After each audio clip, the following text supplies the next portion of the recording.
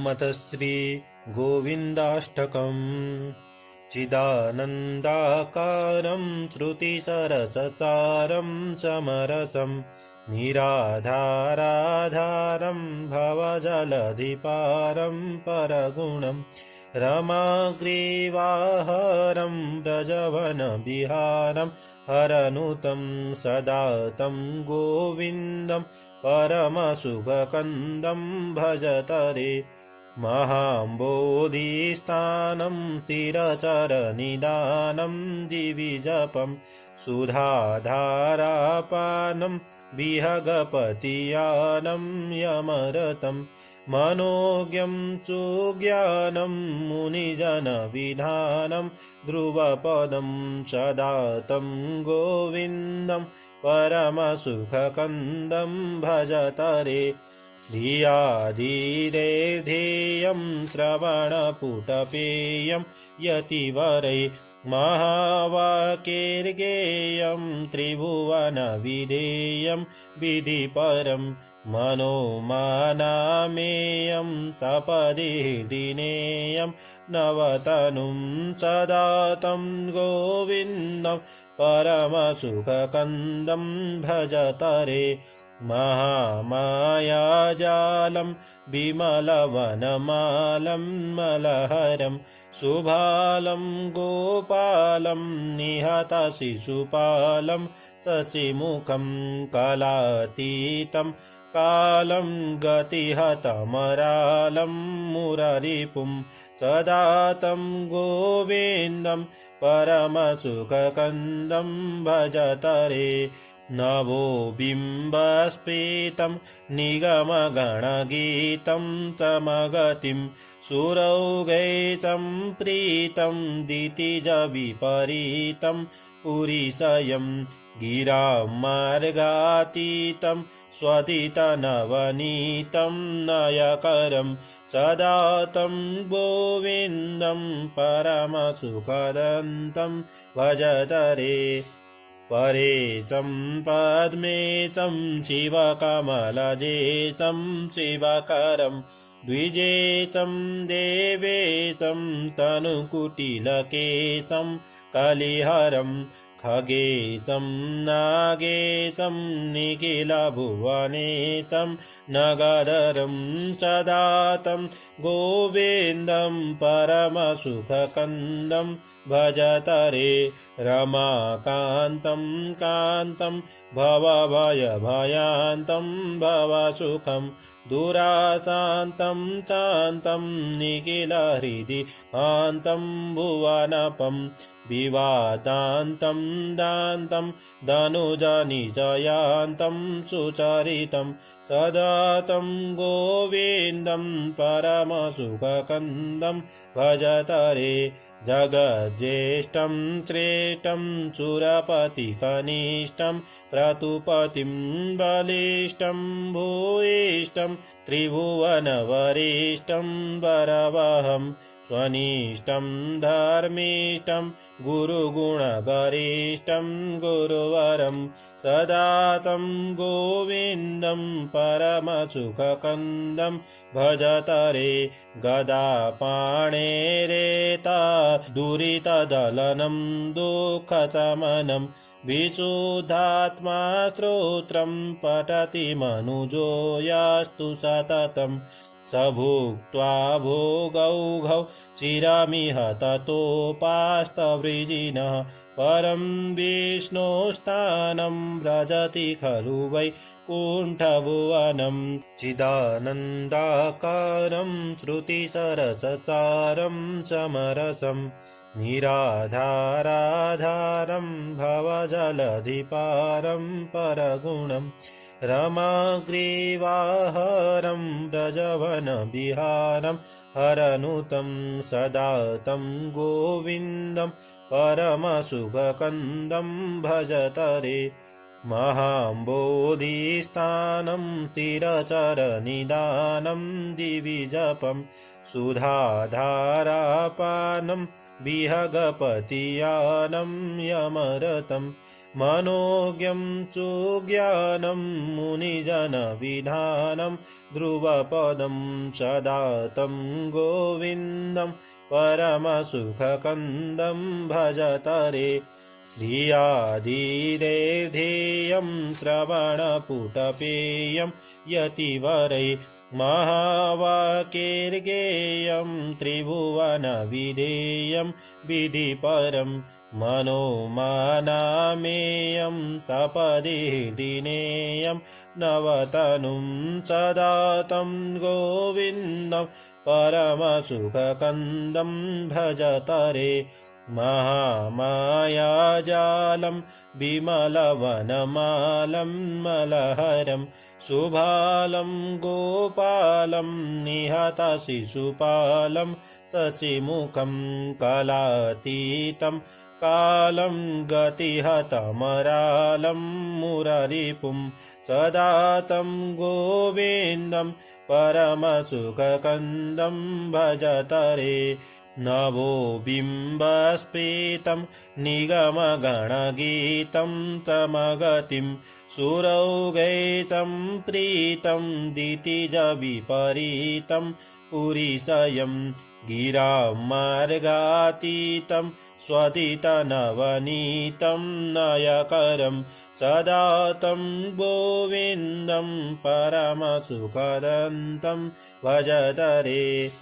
परेशं पद्मेशं शिवकमलजेशं शिवकरं द्विजेशं देवेशं तनुकुटिलकेशं कलिहरं खगेशं नागेशं निखिलभुवनेशं नगरं सदा तं गोविन्दं परमसुखकन्दं भजतरे रमाकान्तं कान्तं भवभयभयान्तं भवसुखं दुराशान्तं शान्तं निखिलहृदि हान्तं भुवनपं विवादान्तं दान्तं धनुजनिजयान्तं सुचरितं सदा तं गोविन्दं परमसुखकन्दं भजतरे जगज्येष्ठं श्रेष्ठं सुरपतिकनिष्ठं क्रतुपतिं बलिष्ठं भूयिष्ठं त्रिभुवनवरिष्ठं वरवहं स्वनिष्ठं धर्मिष्ठं गुरुगुणगरिष्ठं गुरुवरं सदा तं गोविन्दं परमसुखकन्दं भजतरे गदापाणेरेता दुरितदलनं दुःखशमनं विशुद्धात्मा स्तोत्रं पठति मनुजो यास्तु सततं स भुक्त्वा भोगौघौ चिरमिह ततोपास्तवृजिनः परं विष्णोस्थानं व्रजति खलु वैकुण्ठभुवनं चिदानन्दाकारं श्रुतिसरससारं समरसं निराधाराधारं भवजलधिपारं परगुणं रमाग्रीवाहरं व्रजवनविहारं हरनुतं सदा तं गोविन्दं परमसुखकन्दं भजतरे महाम्बोधिस्थानं तिरचरनिदानं दिविजपं सुधाधारापानं विहगपतियानं यमरतं मनोज्ञं सुज्ञानं मुनिजनविधानं ध्रुवपदं सदा तं गोविन्दं परमसुखकन्दं भजतरे धियाधीरेर्धेयं श्रवणपुटपेयं यतिवरै महावाक्यैर्गेयं त्रिभुवनविधेयं विधिपरं मनोमानामेयं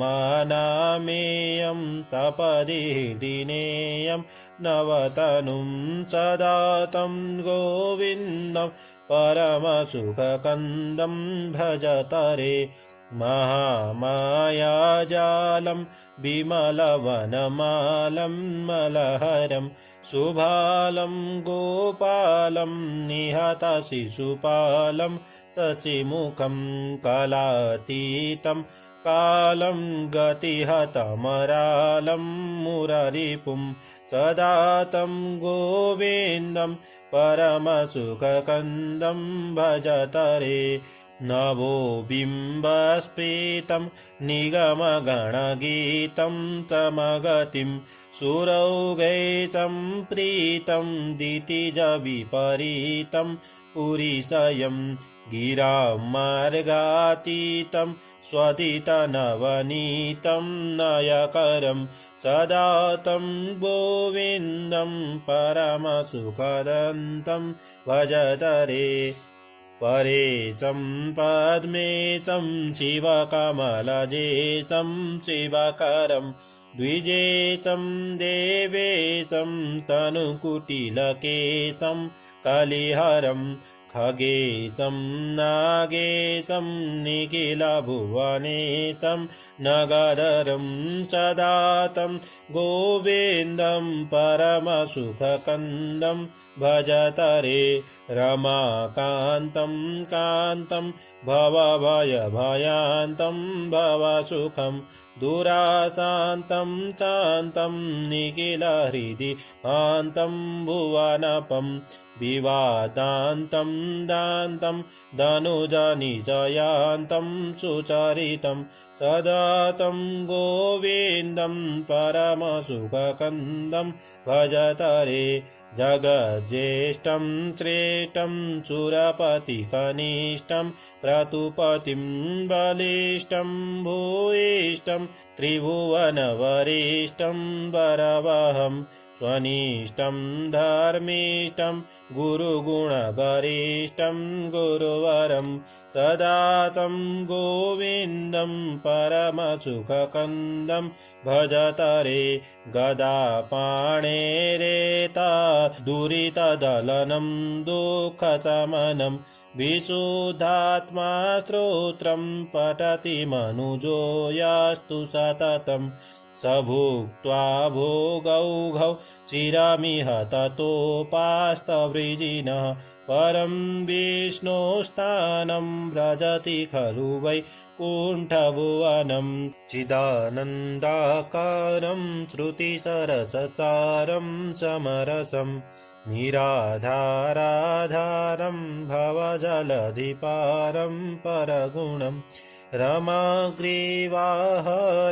व्रजवनविहारं हरनुतं सदा तं गोविन्दं परमसुखकन्दं भजतरे महाम्बोधिस्थानं स्थिरचरनिदानं दिविजपं सुधाधारापानं विहगपतियानं यमरतं मनोज्ञं सुज्ञानं मुनिजनविधानं ध्रुवपदं सदा तं गोविन्दं परमसुखकन्दं भजतरे धियाधीरेर्धेयं श्रवणपुटपेयं यतिवरै महावाक्यैर्गेयं त्रिभुवनविधेयं विधिपरं मनोमानामेयं तपदिर्दिनेयं नवतनुं सदा तं गोविन्दं परमसुखकन्दं भजतरे महामायाजालं विमलवनमालं मलहरं शुभालं गोपालं निहतशिशुपालं शशिमुखं कलातीतं कालं गतिहतमरालं मुररिपुं सदा तं गोविन्दं परमसुखकन्दं भजतरे नभो बिम्बस्फीतं निगमगणगीतं तमगतिं सुरौघैचं प्रीतं दितिजविपरीतं पुरीशयं गिरां मार्गातीतं स्वदितनवनीतं नयकरं सदा तं गोविन्दं परमसुखदन्तं भजतरे परेचं पद्मेचं शिवकमलजेचं शिवकरं द्विजेचं देवेचं तनुकुटिलकेशं कलिहरं खगेशं नागेशं निखिलभुवनेशं नगधरं सदा तं गोविन्दं परमसुखकन्दं भजतरे रमाकान्तं कान्तं भवभयभयान्तं भवसुखं दुराशान्तं शान्तं निखिलहृदि आन्तं भुवनपं विवादान्तं दान्तं धनुजनिजयान्तं सुचरितं सदा तं गोविन्दं परमसुखकन्दं भजतरे जगज्येष्ठं श्रेष्ठं सुरपतिकनिष्ठं क्रतुपतिं बलिष्ठं भूयिष्ठं त्रिभुवनवरिष्ठं वरवहं स्वनिष्ठं धर्मिष्ठं गुरुगुणगरिष्ठं गुरुवरं सदा तं गोविन्दं परमसुखकन्दं भजतरे गदापाणेरेता दुरितदलनं दुःखशमनं विशुद्धात्मा स्तोत्रं पठति मनुजो यास्तु सततं स भुक्त्वा भोगौघौ चिरमिह ततोपास्तवृजिनः परं विष्णोस्थानं व्रजति खलु वै कुण्ठभुवनं चिदानन्दाकारं श्रुतिसरससारं समरसं निराधाराधारं भवजलधिपारं परगुणं रमाग्रीवाहरं व्रजवनविहारं हरनुतं सदा तं गोविन्दं परमसुखकन्दं भजतरे महाम्बोधिस्थानं स्थिरचरनिदानं दिविजपं सुधाधारापानं विहगपतियानं यमरतं मनोज्ञं सुज्ञानं मुनिजनविधानं ध्रुवपदं सदा तं गोविन्दं परमसुखकन्दं भजतरे धियाधीरेर्धेयं श्रवणपुटपेयं यतिवरै महावाक्यैर्गेयं त्रिभुवनविधेयं विधिपरं मनोमानामेयं तपदिर्दिनेयं नवतनुं सदा तं गोविन्दं परमसुखकन्दं भजतरे महामायाजालं विमलवनमालं मलहरं सुभालं गोपालं निहतशिशुपालं शशिमुखं कलातीतं कालं गतिहतमरालं मुररिपुं सदा तं गोविन्दं परमसुखकन्दं भजतरे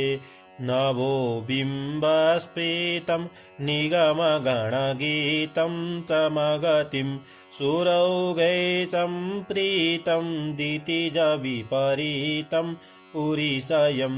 गिरां मार्गातीतं स्वदितनवनीतं नयकरं सदा तं गोविन्दं परमसुखदन्तं भजतरे परेचं पद्मेचं शिवकमलजेचं शिवकरं द्विजेचं देवेचं तनुकुटिलकेशं कलिहरं खगेशं नागेशं निखिलभुवनेशं नगधरं सदा तं गोविन्दं परमसुखकन्दं भजत रे रमाकान्तं कान्तं भवभयभयान्तं भवसुखं दुराशान्तं शान्तं निखिलहृदि हान्तं भुवनपं विवादान्तं दान्तं धनुजनिजयान्तं सुचरितं सदा तं गोविन्दं परमसुखकन्दं भजत रे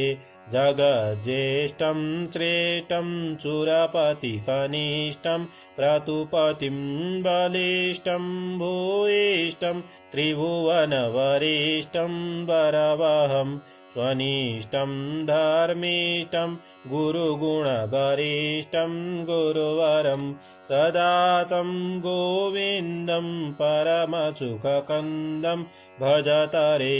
गदापाणेरेता दुरितदलनं दुःखशमनं विशुद्धात्मा स्तोत्रं पठति मनुजो यास्तु सततं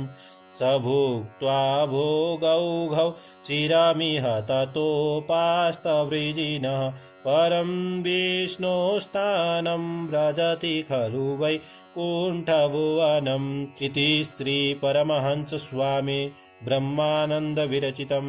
गोविन्दाष्टकं सम्पूर्णम्।